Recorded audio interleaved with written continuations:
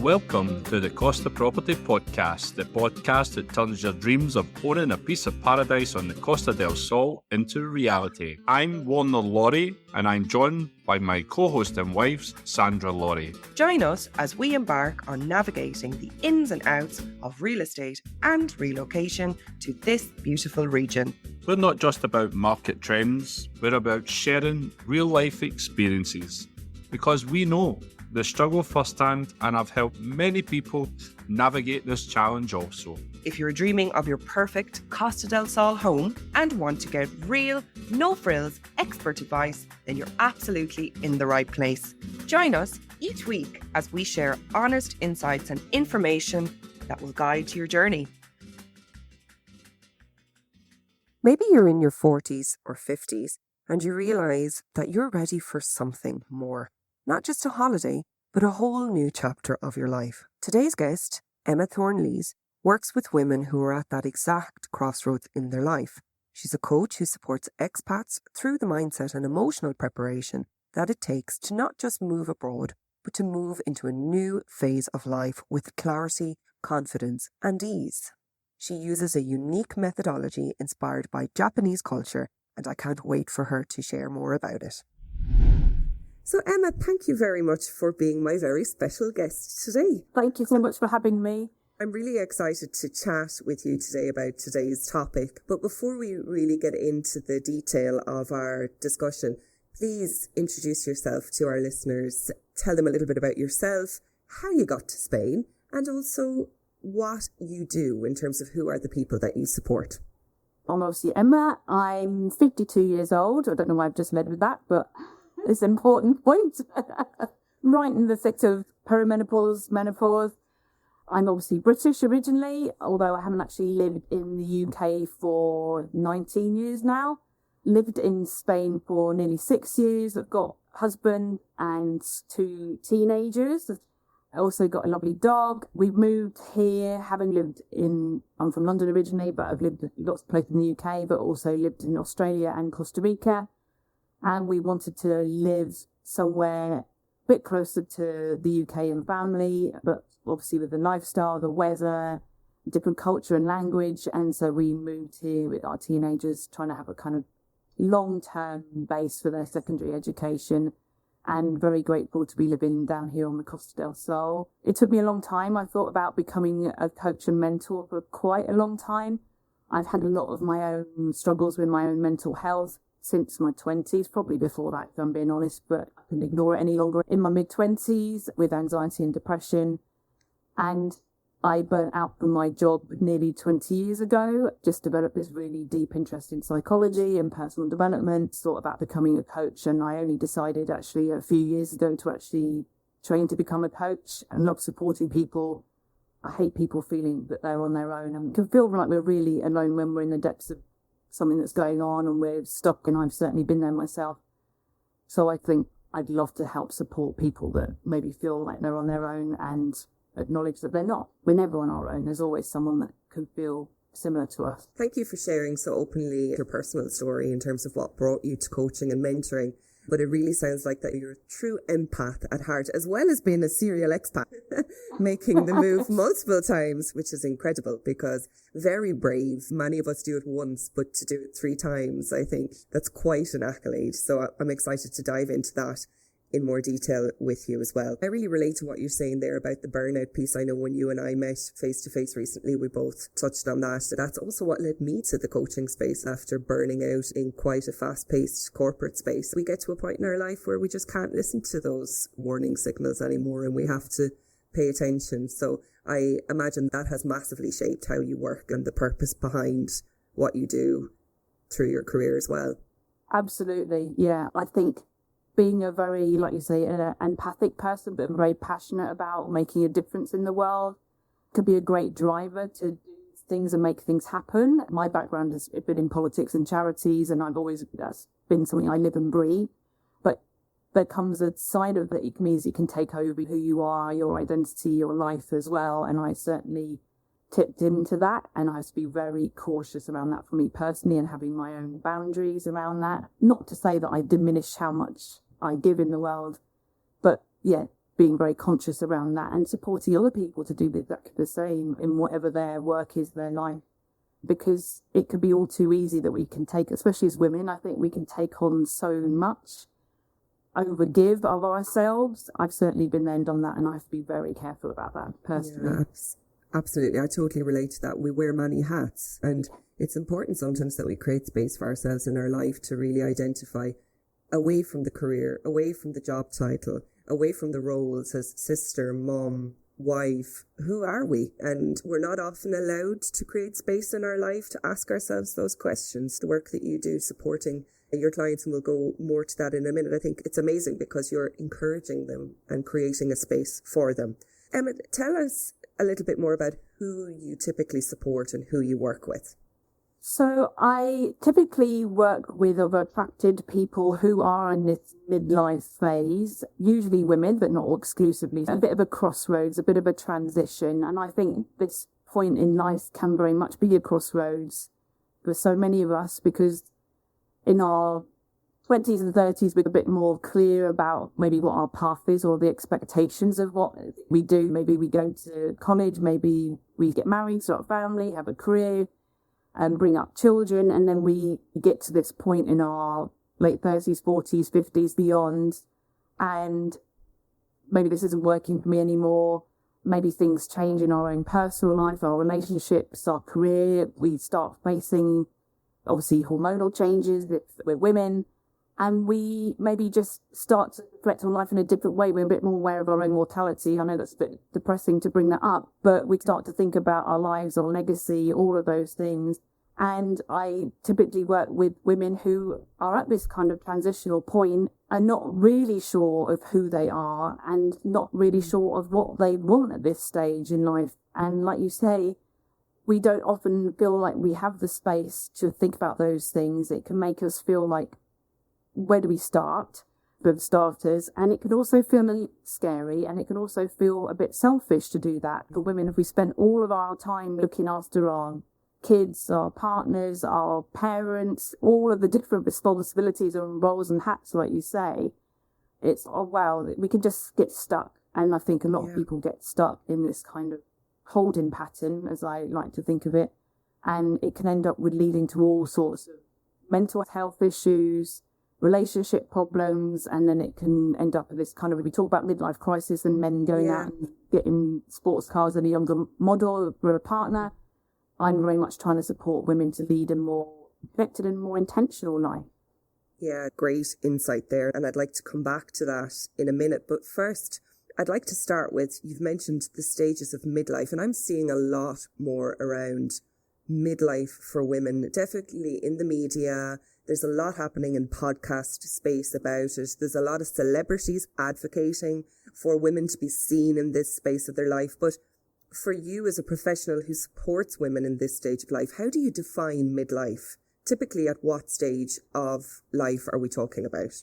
I think stereotypically walking probably mid-30s to 60 plus. I had my first midlife crisis in my mid-20s. Broadly speaking, between those ages, maybe mid to late 30s, I think there's something particular around milestone birthdays when you're approaching maybe your 40th birthday, when you're approaching your 50th birthday, because you can't ignore those days really. So I think those are the big ones, but it also might be women hit perimenopause and menopause at very different phases. It could be any time from, if it's very early in your 30s, but more likely mid-40s to mid-50s. It's very individual about what we're facing and what support we might need at any one time. Yeah, absolutely. And is it my imagination at the moment, or I guess it's like you buy a green car and green cars everywhere? Is it because I'm rapidly approaching more and more my own midlife stages that I'm very aware of this going on around me? But is it my imagination that I'm seeing it publicised more and advocated more? Or in your opinion, is it actually happening? Are women finally realising we have space in the world to talk about the phases of life that are important to us? Yeah, I think you're right. I don't think you're imagining it at all. I think it is becoming something that's much more widely talked about, having been a bit like whispered before. Certainly my mum's generation, I knew roughly maybe what was going on, but it certainly wasn't discussed about openly and publicly. It feels like it is being highlighted more with celebrities, medical professionals, And I think women are demanding a bit more for ourselves. Maybe in the past we felt like we had to just keep quiet and carry on and get on with it a bit more. And now we're just saying, actually, we're important too in all of this. And that we deserve to have the support and whatever we might need at this stage in life. That we're not just going to get on with it. I think the world would be very different if men went through the same stages as women did. We would be having a very different conversation. I think there'd be very different support available if that was the case as well. But I certainly think it's great the way that we are talking about it more publicly and more openly now. And I think that will only increase. Yeah, I fully agree. The other thing that I'm seeing in abundance at the moment is there is definitely more and more women in the world advocate for themselves. And what I mean by that is women in this mid-stage of their life starting to decide, okay, the kids have gone to university, maybe my relationship has broke down, the caregivers in my life, the people I supported, they're at a different phase of my life. Now is my time for me. I've always had a dream of moving to Spain. Here goes, I'm doing it. And there's a lot of TV shows at the moment. There's particularly one in Ireland called Cheap European Homes, and it's fronted by a woman called Maggie Malloy. And I'm seeing a lot of amazing, strong women on that show in this phase of their life, doing incredible things, packing up their bags with the support of their family, but making the move finally for them. Some of them are even buying camper vans and driving around Europe to find their right destination. And I really think it's incredible. What do you think makes this stage of life so powerful and so necessary? That's a great question, and it's so inspiring to hear those stories like that, because I think in the past maybe we saw it over the hill at 40, here it's all downhill from here. I think the messages that we're seeing these days are so much more different, much more liberating and empowering for people. And I think it's for some of the reasons that you've already touched on. I think it's partly the different phase of life that maybe our caring responsibilities have changed if the kids have left home, or that maybe we are seeing this point in time as an important, it's a kind of reflection point, I think, that we can start to think, okay, this last however many years I've been looking after other people in my life, I've been focusing on my career, and maybe now I want something different in my life. It's a natural inflection point that we can start to think, okay, who am I? And this might come up in lots of different ways. Who am I and what do I want at this point in life? That can be a bit scary and a bit daunting for people, but it also could be an amazing opportunity to think about doing things in a different way. And I think that women can find that very liberating, but we can also hold ourselves back from doing that because we don't want to be seen to be being selfish, not looking after other people, what are people going to think, all of those kinds of things. But I think the more stories that we hear about people that are making those choices and that are getting support of the people around them, and maybe not everyone agrees with the decision we make, but we start to learn to trust ourselves and listen to ourselves a bit more instead of thinking about what does everyone else want from me, what's expected of me, and start to connect to ourselves and what we really want. Because, yeah, we only live once, as we all know. But I think the 40s is when, 40s and 50s, you're like, this isn't a dress rehearsal. This is my life. And now I've got to make the most of it.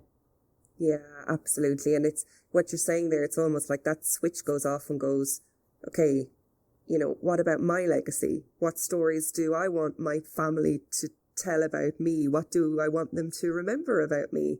And rightly, that self-focus should become the focus, I believe, particularly when you've given up potentially a lot of your time, maybe to your career or thinking about and supporting others. But you've developed a really beautiful methodology to support women at this stage and to support your clients when they are coming to you to carve out that space and that next step for them. Can you walk us through this and how you apply that methodology? Yeah, absolutely. And this is not a one-size-fits-all because we're all different, but this is roughly speaking how I try and work with people, because I've noticed time and time again this is the support most needed. I think first, the most foundational piece is that we develop a sense of trust and connection, rapport with each other. The support I've had with coaches, with psychologists, that not everyone connects with everyone else. It's not one-size-fits-all, so you really have to listen to and trust yourself in that. But beyond that, I have what I call a 4-stage process, getting curious and getting very compassionate about what's going on for someone, because it takes courage to admit that we want some support in our life. And to start by doing that, we need to acknowledge ourselves and acknowledge where we are. So the first phase of that is very much, for me, it's reconnection. It's reconnection to who we are, taking the layers away of expectations, all the things that we've maybe taken on throughout our lives, family, culture, all that kind of stuff, and reconnect to who we are, to start to trust ourselves again, because society and culture doesn't teach us to trust ourselves. It teaches us to trust the media, the teachers, the politicians, whatever it might be, but to try and redevelop that sense of self-trust that we had when we were children. We ate when we were hungry, we went and played, we just were us. So it's to redevelop that connection to us and to discern what is us and what is not us. So that's a really key foundational piece. And then beyond that, looking at where exactly we are in our lives. We wouldn't start sat-navving to a location without knowing where we are first. So we have to see where we are, what's going right for us, what's not going right for us. It's not a case of ditch everything and start again. That can be so overwhelming if we think that's the case.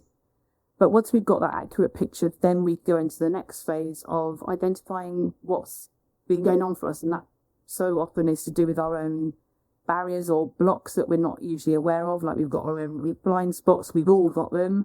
How we limit ourselves, how we have habits and patterns that we've recreated in our lives. So we get that kind of deeper sense of self-knowledge. And once we've got that awareness, we can then start to think, okay, what do I really want from this next stage of life? Do I want to move to Spain? Do I want to start a new career and develop a new relationship? But living from that place rather than, oh, that's what someone else has done, or what I think I should be doing, but doing that from a connected place. And then walking alongside that person is the next phase of breaking into this new story, this new vision of what they really want in their life, and metaphorically holding their hand, because particularly as if you have ended a long-term relationship, for example, you might be navigating something totally new on your own. And so having someone that's not part of your kind of normal support structure, your family, your friends, that can be independent and to support you through that can be really helpful. I infuse all of this with this principle of Kanenki that we briefly talked about when we met before. And I don't know if people would have heard this, but it's this whole, it's not my idea at all. It's a Japanese culture, how they approach midlife and menopause. And they have so much more of an empowered approach to it, I think, than we do in Western culture, in the sense that this is a years of transition, or the years of rebirth and renewal. And it's seen as an opportunity to reconnect to who you are, to get support from people around you. They have like menopause circles, midlife circles, and they actually revere people in midlife and older, because they say the wisdom that we've gathered, the fact that we become kind of leaders in the community. And I love to embrace the whole of this philosophy and to create this kind of community of support through this time. So it doesn't have to be something we do on our own and we endure. It's new, fresh opportunity that we can rebirth ourselves at this point in time.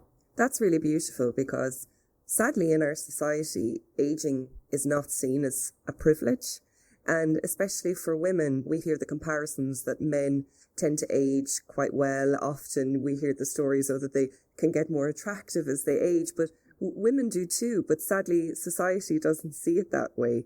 And we spend so much time papering over cracks, finding the new beauty products, saying the same today after coming getting my hair dyed because I'm trying to hide my grey hairs. But that says a lot about me, because it's the pressures we feel in society. So I love that there's learnings from other cultures that revere more in the aging process than we do. And I know that you've wrote a very popular blog about this, and we will link that into the show notes of this episode, because it's really insightful in terms of encouraging women to embrace themselves rather than papering over the cracks, because actually the cracks are what is beautiful about us. Totally. It's hard to do that now, isn't it? Because our expectations, again, is that we look a certain way or young forever. But I think the pressure is harder for women personally. But it does, again, it takes courage to say, actually, maybe I want to do things a little bit differently and I want to embrace who I am. But we're all so different, aren't we? What feels comfortable to us. Exactly. Embracing 100% who we are. If there is women listening and they're beginning to reflect on their values and their vision for the next chapter of their life, how could they potentially start to use some of these approaches to get the clarity that they need? That's a great question. And firstly, I would want to acknowledge someone and hope they acknowledge themselves for taking on that role to do that for their lives, because there's only one person that can change our lives, and that's ourselves. And the fact that they're taking ownership, I think, is a huge, great step, because most of us live our lives on autopilot and just carry on and carry on. So firstly, acknowledging that. And again, I think as women, we're not very good at acknowledging when we do something. And I think for me, one of the major things is, and it sounds so simple and it's so difficult to do, is to just start getting more quiet, to create a bit more blank space in our lives. And we're all busy, no matter what we're doing in our lives. But sense of connection to who we are and that self-trust in a world that's telling us to do the next thing, to watch the next thing, be on social media, look after a million different things. And some of the simple ways that I suggest people to do that is to just take some time out of their day. It doesn't have to be long, 5-10 minutes, to just depends on how you operate. Everyone's different, aren't they? But maybe get a blank sheet of paper or get a nice new notebook and just to take stock where you are right now, how you're feeling right now, what's going well, what maybe you'd like to improve. And maybe it's not a piece of paper, maybe it's doing something more creative with art or with magazines or doing voice notes. And I think this is another thing that we often try and replicate what someone else has done, but we need to do what works for us. And I think just taking those periods of time, I'm a huge advocate of morning and evening routines. For example, not going on technology, beginning and the end of each day, that we just have, even if it's 10 minutes without checking our phone, to just sit with ourselves, have a cup of coffee, whatever we want to do, some stretching, connecting to our bodies again, connecting instead of the world out there to go within inside us. And that again could feel a bit scary because again, we're not taught how to do any of this. Exercise, for example, we have to be in our bodies when we exercise, when we dance, it doesn't have to be meditation and yoga retreats. Just be little moments throughout our day that we connect to ourselves, and just spending that time to start thinking about who we are, what we want, and what do we really want in our lives. A question that I really love for people to ask themselves is, are you running towards something or are you running away from something?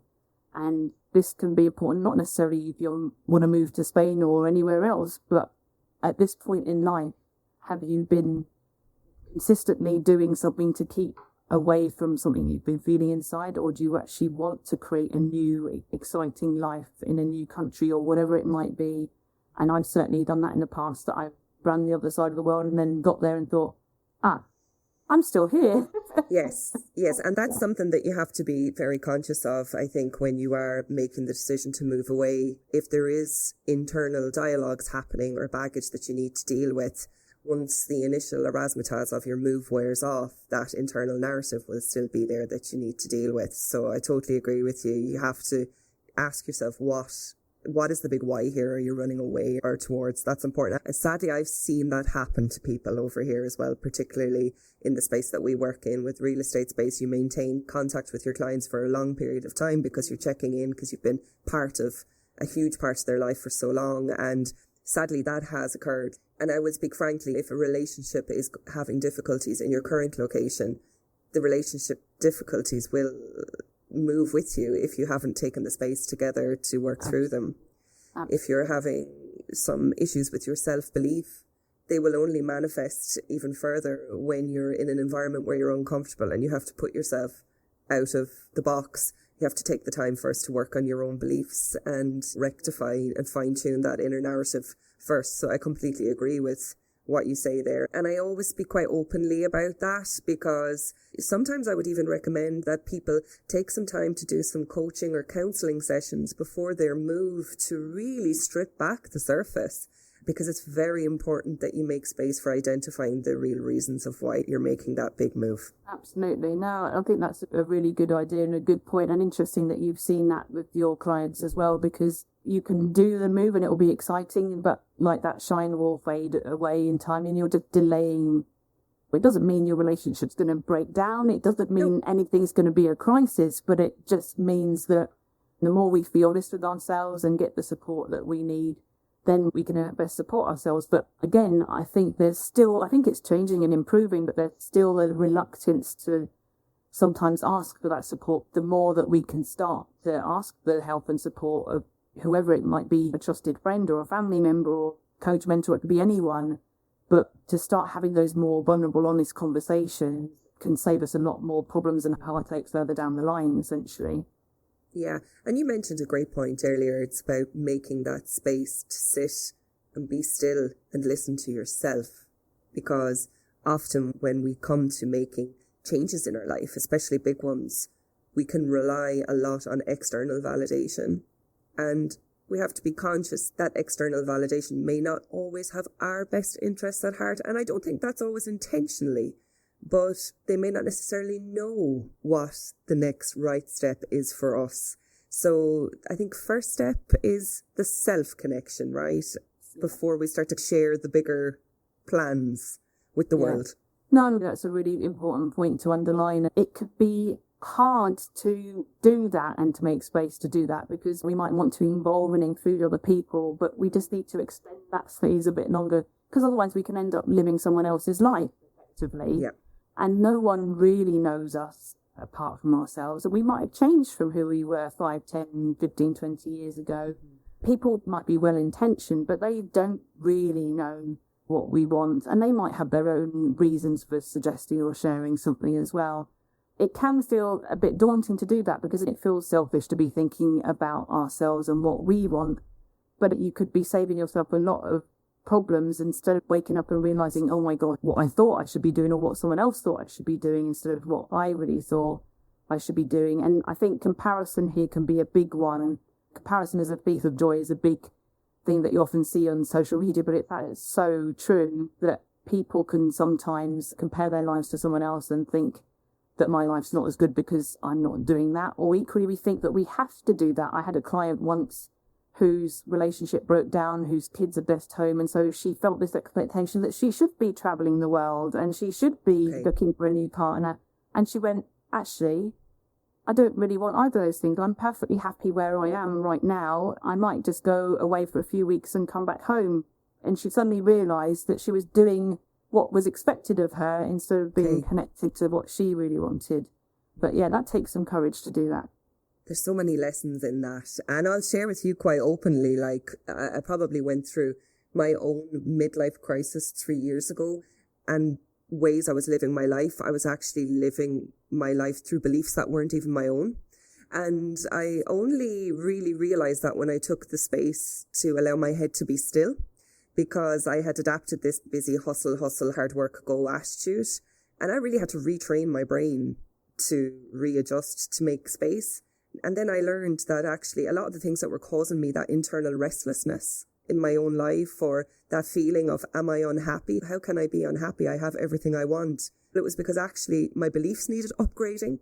They were massively different to the person that I was growing into. But the only way I was able to get to that place was by actually making the space. So I am a real advocate for what you say there. I think that's what I'm trying to say, that when you allow yourself just to take space and take breath, you can learn a lot about yourself.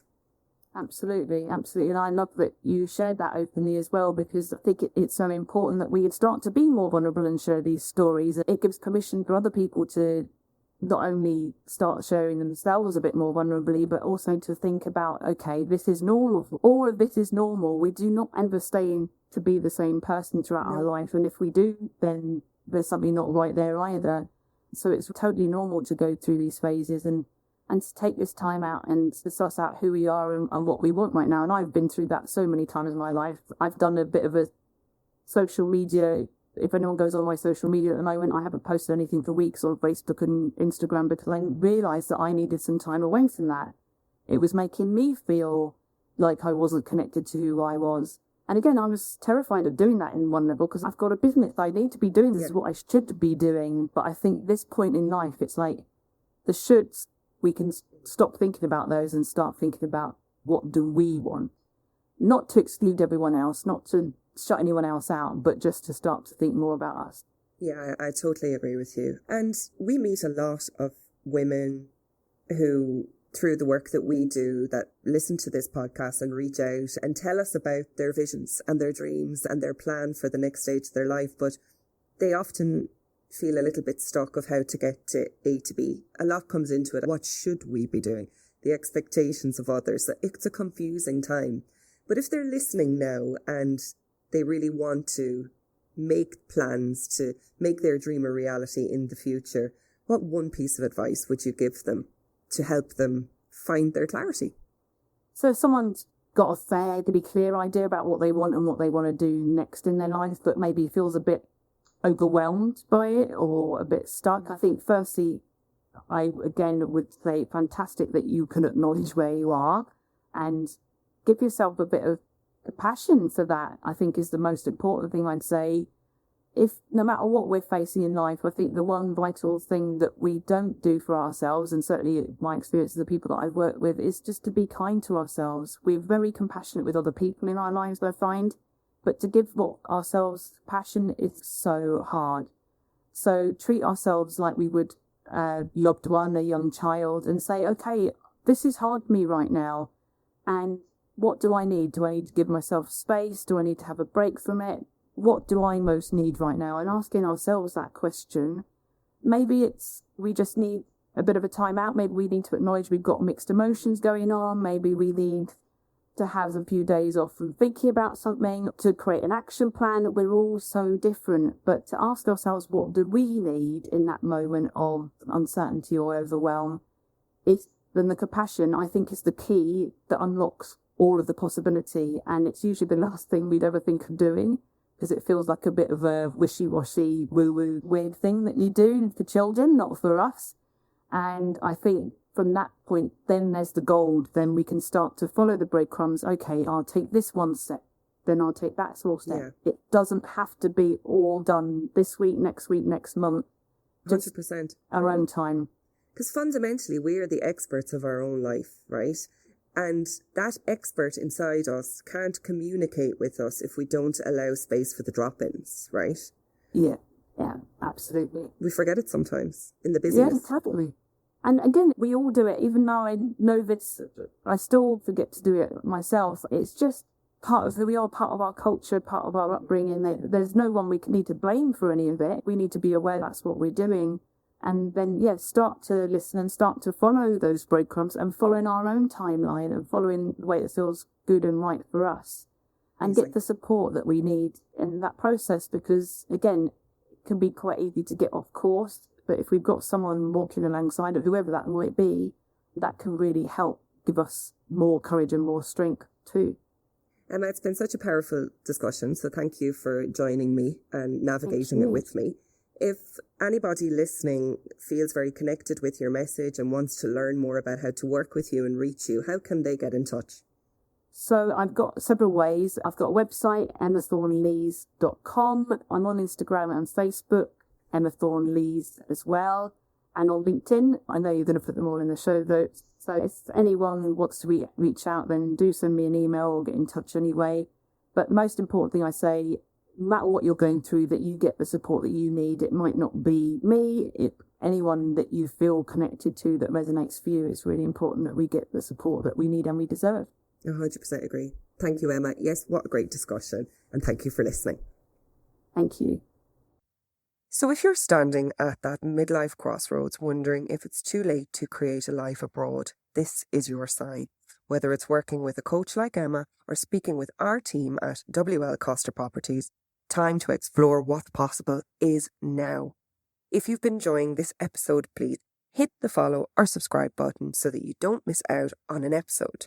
Plus, we love hearing from you, so be sure to connect with us on Instagram, Facebook, or even LinkedIn, and let us know one thing that you've been really enjoying or even taken away from the podcast recently. Thank you so much for listening into today's episode on the Costa Property Podcast. Another fantastic episode learning about the highs and lows of relocating to the Costa del Sol from real people who have been through the journey themselves, and of course our wonderful experts. If you have been enjoying the show so far, remember to hit subscribe to the podcast and leave a rating or review. We absolutely love hearing your thoughts.